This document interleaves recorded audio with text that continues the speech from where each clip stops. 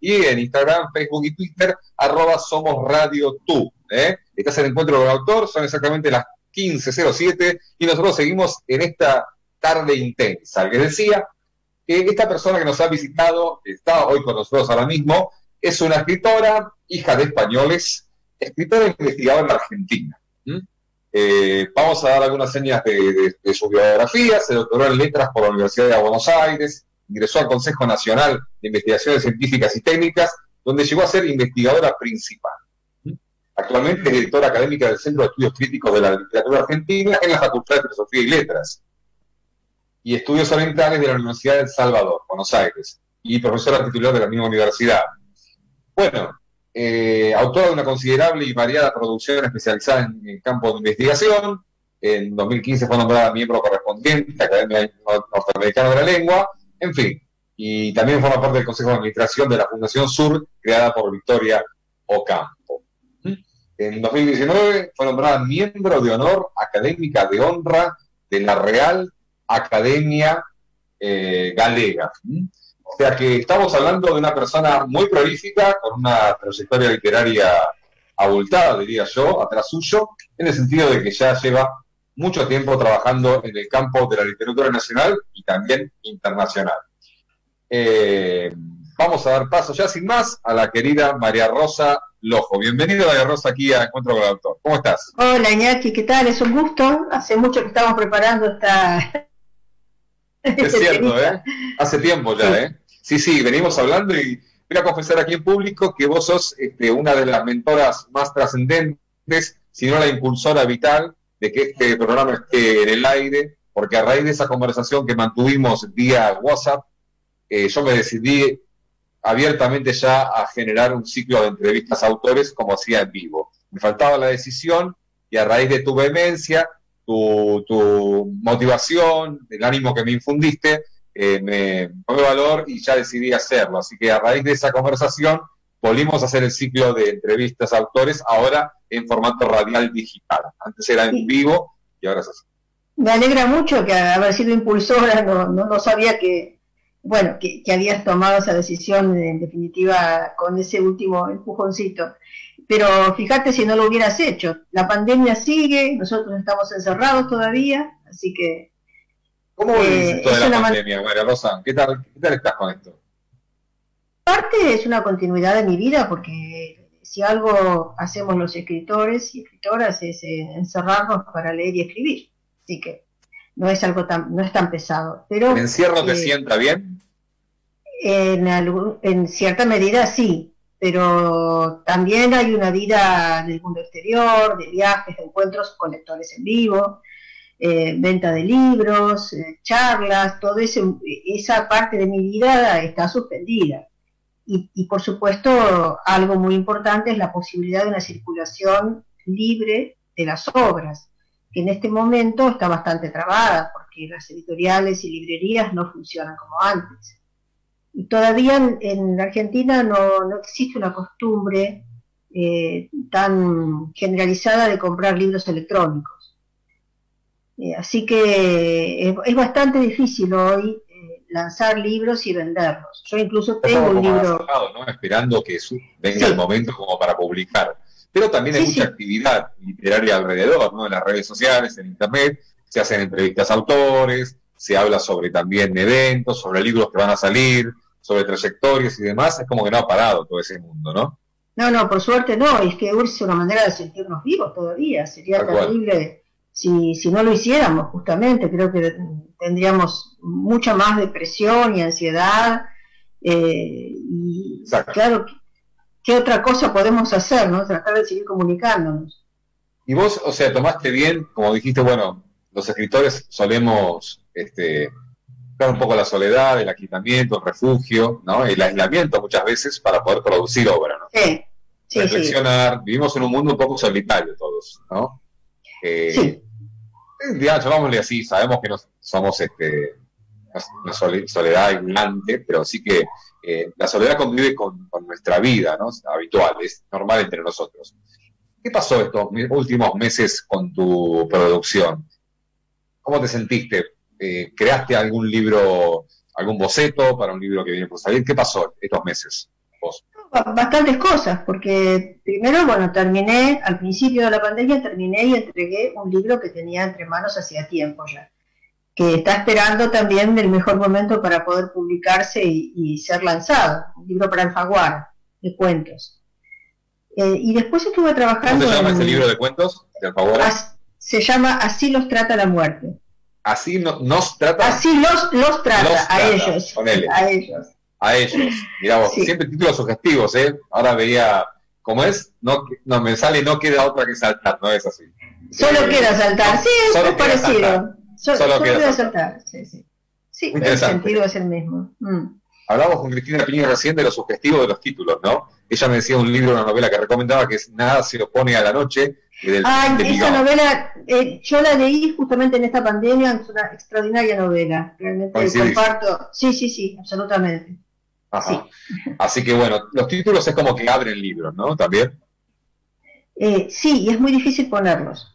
Es lo último que yo hago, me cuesta mucho, incluso hago encuestas entre mis conocidos más cercanos, amigos, familiares. Intervienen también las editoras que te acompañan en el proceso del libro. No es fácil porque el título es la carta de presentación del libro. Tiene que ser elocuente, no tiene que, tampoco tiene que engañar al lector. Puede ser un título atractivo, pero que no tenga nada que ver con el contenido del libro. Entonces al final se provoca una decepción y un desencuentro. ¿Uno escribe para el título? No se escribe para el título, pero hay que saber encontrarlo. Está siempre dentro del libro, ¿eh? De alguna forma está dentro del libro. Por ejemplo, Solo queda saltar es una frase del libro. Parte de una frase del libro. Así lo trata la muerte. Ese proceso se rastrea, se va hacia atrás de la obra. Por ejemplo, en tu caso, ¿cómo lo conseguiste? Terminaste la obra en este instante. ¿Cómo? No, bueno, no es tan así tampoco. Se van barajando títulos a medida que se escribe, ya desde el comienzo también se piensa qué podría ser más adecuado. En general se cambia, es raro que una obra tenga el mismo título desde que se nos ocurre hasta que la terminamos. A mí por lo menos no me ha pasado algo tan nítido. Y al final hay que elegir. Bueno, a mí no me resulta sencillo, no sé, en otros... Sería interesante escribir a lo mejor un ensayo sobre eso. Habría que hacer. El proceso, autores en busca de un título, ¿no? Autores en busca de un título, porque creo que salvo raros casos de inspiración súbita, pero me parece que a todo el mundo le cuesta elegir el título adecuado. ¿Es como poner el nombre a un hijo? Sí, más difícil yo creo. A veces hay títulos que son muy comerciales, o sea, no quiero dar ejemplos porque... Claro, porque tu hijo no era lo mismo ponerle Damián que no da más pena ni olvido, ¿no? Claro, sí. Ese es un buen título, No más pena ni olvido. Un tango. Ya está, ¿no? Sí, es un muy lindo título. Otras veces, qué sé yo, las editoriales en determinado tipo de libros también empujan para imponer algo que suene más comercial, que tenga más gancho. No siempre aciertan. Lo mismo que las tapas. Las tapas también es una lucha porque no se pueden... los autores no elegimos libremente las tapas. Es a través de una discusión con la editorial. Claro. Ahora volviendo al título, es una pregunta un poco capciosa. Si vos tuvieras que elegir entre un título que se eternice todo el tiempo, pero que la gente no interprete de movida, digamos, de entrada, o un título quizá más comercial, pero que se te lea más a partir de ese título, ¿no? ¿Con cuál te quedarías? ¿Con el prestigioso, digamos, el lúcido, o más bien el familiar? Yo insisto, quiero un título adecuado al libro. No sé, coherente. Que sea coherente con el libro, sí. Me parece que sí. Que hable de ese libro, perfecto.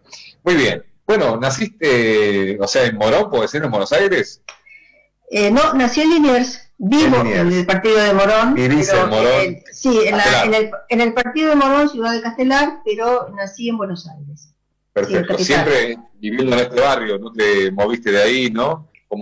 Y sí, desde los 6 años que vivo en Castelar, con un breve lapso que estuve en la capital, pero finalmente volví a Castelar porque falleció mi papá, que era el último de los padres que quedaba y decidimos con mi marido que, bueno, nos íbamos a quedar en Castelar.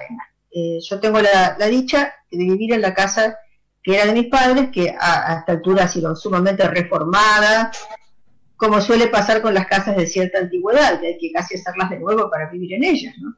Sí, claro. Pero, bueno, hay un verso que ya no me acuerdo de quién es, que dice, no sé, es de Capdevila, a ver si te acordás vos, feliz de aquel que vive en mansión heredada. Heredada en el sentido afectivo, ¿no? Porque uno puede heredar algo de un desconocido y no pasa nada, da igual. Pero bueno, cuando es heredado porque es la mansión familiar, la mansión o la casa. No recuerdo ese verso ahora mismo. Claro. La verdad que no. ¿Feliz quién? Feliz de aquel que vive en mansión heredada. No, mansión no como casa, no necesariamente como algo lujoso, como lar, la casa, digamos, claro, como lar, sí. Claro. Eso es algo, todavía es hoy, quedan resabios de lo que era la casa familiar dentro de la cultura rural gallega, ¿no?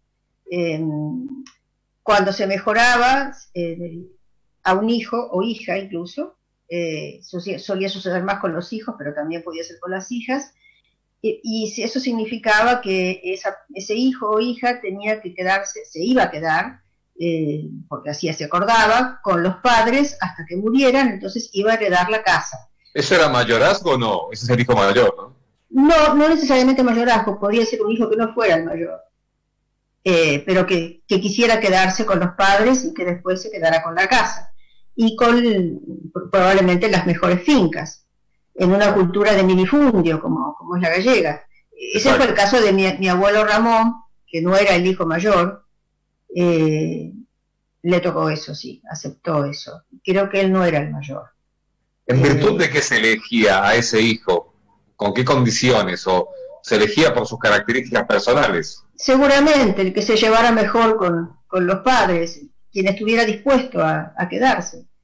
Claro, tal cual. Cosa que para mi abuelo para mis abuelos tuvo un alto costo, porque estaban en Argentina y no les había ido mal.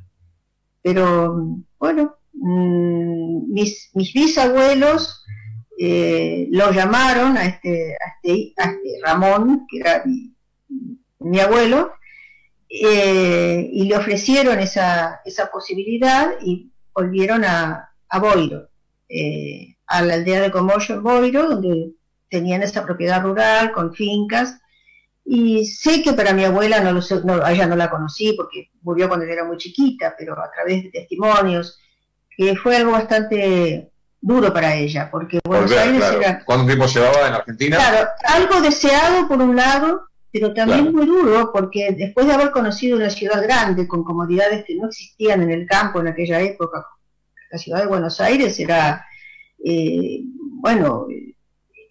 era un centro donde iban muchísimos, como bien sabemos, muchísimos inmigrantes de distintos países en busca de una vida de más progreso, más comodidades, más posibilidades de educación y de ascenso social. María Rosa, ahí me das el pie adecuado como para entrar en este bloque que es Galicia e inmigración, o mejor dicho, la inmigración no y tu vida.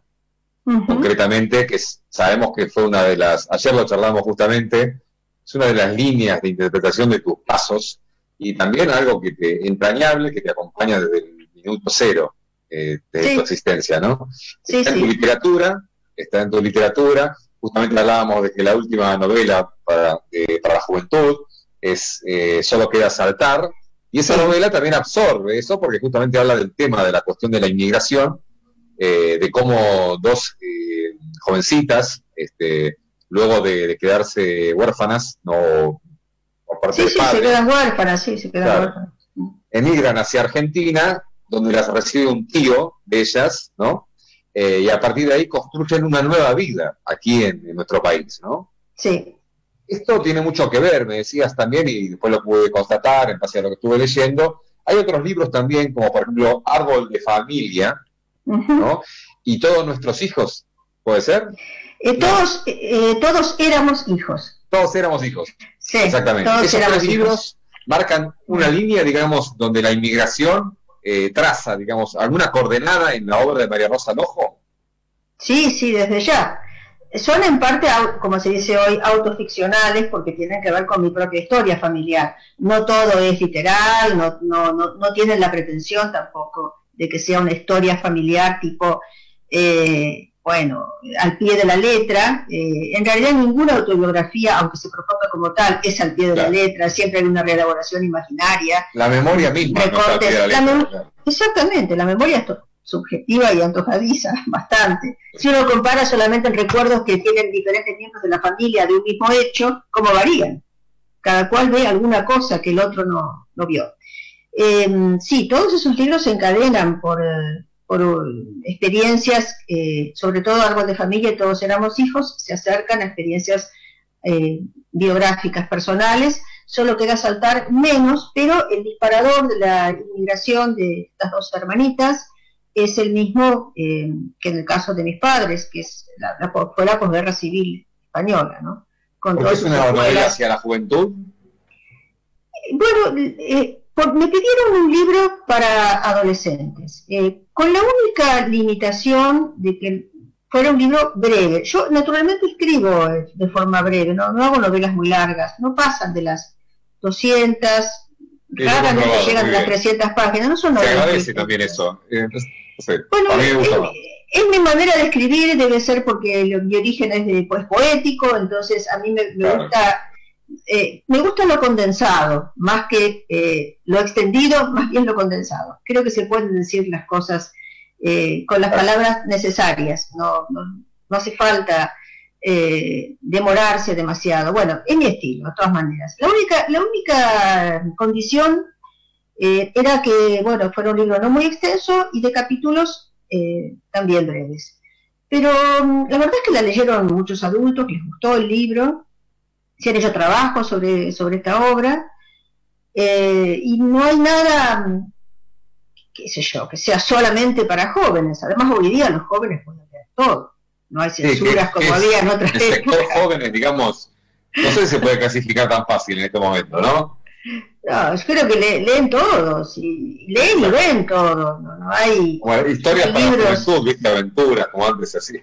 No, lo específico es que, claro, las dos protagonistas son una adolescente y una niña todavía. Entonces, bueno, hay una conexión especial y una posibilidad mayor de identificación del público lector, sobre todo con la protagonista adolescente, con Celia, porque es una novela que está recomendada para adolescentes a partir de los 14 años. Creo que la aventura vital de Celia, sí, sin duda que se conecta en un tiempo histórico muy distinto, en otro contexto de época, de costumbres, pero que se conecta con una etapa de la vida que los lectores y lectoras transitan, ¿no? Y ha recibido un premio. Sí, la verdad que el libro fue novela juvenil. Eso en Argentina, y después también lo seleccionó la Fundación Internacional de Miami, Cuatro Gatos, entre los 100 libros recomendados, que no sé si cada año o cada 2 años que esa fundación publica una lista de libros de todo el mundo que recomiendan por sus valores literarios y conceptuales, ¿no? La novela es la última tuya de 2018, Data, sí. Esa es la última novela que publiqué. Exactamente. Yo me había separado algunas preguntitas muy puntuales para después pasar un poco a tu vida en general. Me gustaría, nos quedan 5 minutos antes de irnos a la música. He preparado una música especial para vos, haciéndote honor. Vamos a escuchar, si no me equivoco, Luarna Lubre, no sé si lo pronuncio bien. Sí, muy junto con Luz Casal, haciendo Cara Niñas. Lo dice por recibirte acá y en honor tuyo. Ahora en 5 minutos nos vamos ya a la música, pero antes te quiero preguntar respecto a la novela. Hay un desarrollo de la novela que es lineal y también enlaza con determinados hechos históricos aquecidos en la Argentina durante el siglo XX, ¿no? Sí. También luego salta al siglo XXI. Claro, porque son dos hermanas que cada una escribe un cuaderno. Celia e Isolina, y también, bueno, hay retrospectivas, ¿no? Sobre todo en el cuaderno de Celia, retrospectivas hacia un pasado traumático, con recuerdos que ella no sabe si son recuerdos o son pesadillas. Después sí se va a descubrir que son recuerdos de hechos terribles de la guerra, pero sí, tiene esa característica de enlazar lo personal con lo colectivo todo el tiempo. ¿Los hechos explican la narración o la narración los hechos, o se funden uno en otro?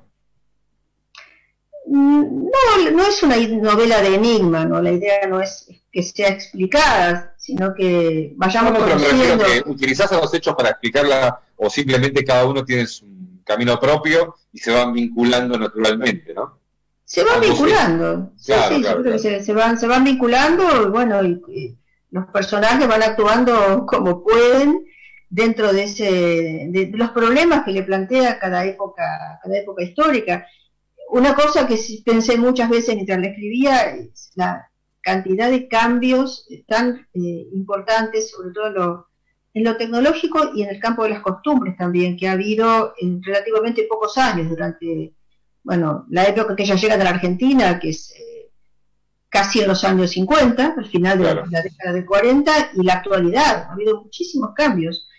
Solamente pensar, como dice Isolina, la hermana menor, ¿no?, que en un teléfono celular podemos tener el mundo entero, todo tipo de conexiones impensables, de todo. Es una cosa que era inimaginable. Te marca la realidad eso, ¿no? Sí, yo tengo a mi mamá también es inmigrante vasca, y cada vez tardó 24 años en volver a su pueblo. Sí. En unas distancias de 3 meses, 90 días en barco, eran muy duras y contundentes. Había teléfonos celulares, había cartas que iban llegando como cuando se pudiera y lo que tardara, ¿no?, el barco.